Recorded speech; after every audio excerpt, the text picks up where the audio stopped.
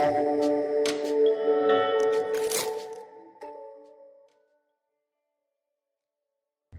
everyone, Andrew from Network Migration Services, just giving you an update on Australia specifically today. Forgive me, I should have done this blog about 3 or 4 days ago because we got this information last Friday, but it was quite a interesting change for temporary entry work visas into Australia, specifically called Subclass 482s. Which we were not even prepared for, but it was announced some few positive changes towards being able to get a work visa in Australia on a subclass 482 based on, of course, employer sponsorship, etc., etc. But then the pathway to residencies and some of the restrictions have actually been taken off by the Department of Home Affairs in Australia. So I just want to read you something, so forgive me for not looking at you or looking at the camera, but I just want to read you something because we've just made some specific notes on it. So regarding subclass 482 applications, short-term stream TSS visa applications can now be lodged in Australia.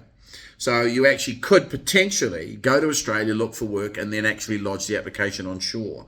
You just need to be careful with that though, because the application processing times can take anywhere from sort of 3 months to 5 months.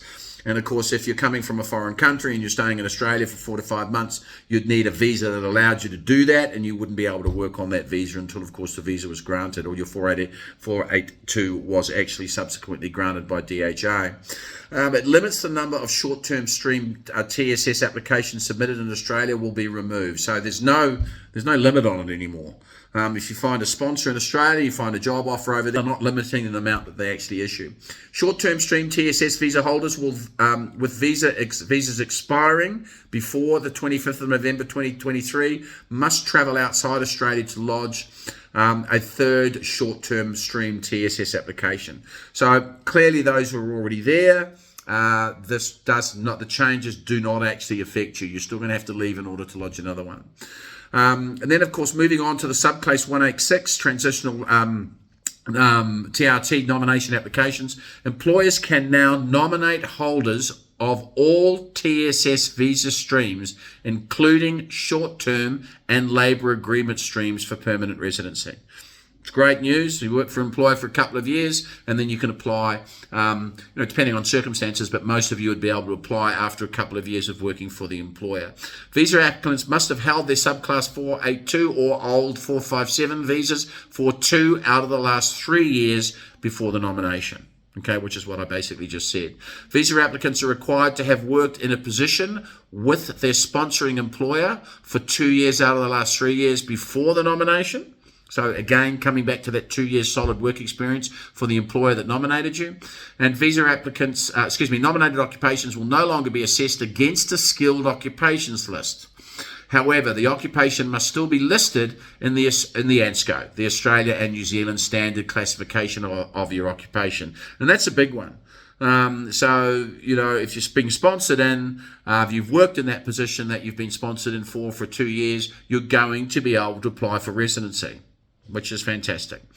And then just on the subclass 186 TRT visa applications, age exemptions for regional medical practitioners, candidates and high-earning individuals aged 45 and above will be modified, facilitating a streamlined 2-year pathway. Age exemptions related to COVID-19 will be phased out, no longer applicable due to the implementation of the 2-year pathway. So, general summary, the Australian government's forthcoming changes to TSS and TRT visa streams aim to provide a more streamlined and accessible pathway to permanent residence for skilled workers. It's going to make it easier for an employer to get a skilled worker over and not worry too much about do they have a residency pathway, which was always a big problem. We've got a lot of our clients where the companies are willing to sponsor them, and let's be blunt here, the companies were very happy to sponsor them, get them over, because of course it's going to benefit the company. But a lot of the companies, and perhaps even some of the onshore licensed advisors, were not thinking further down the line, i.e. thinking, well, okay, I can get you in, but can you stay? And that was a really big one for us. Our job is basically to not only to immigrate you, but of course to immigrate you permanently. So we always cared about a lot of people going in on a 482 didn't actually have a residency pathway. Well, now you're going to have it. And the goal is to enhance certainty for employers and TSS visa holders, making Australia more attractive for skilled professionals seeking long-term opportunities.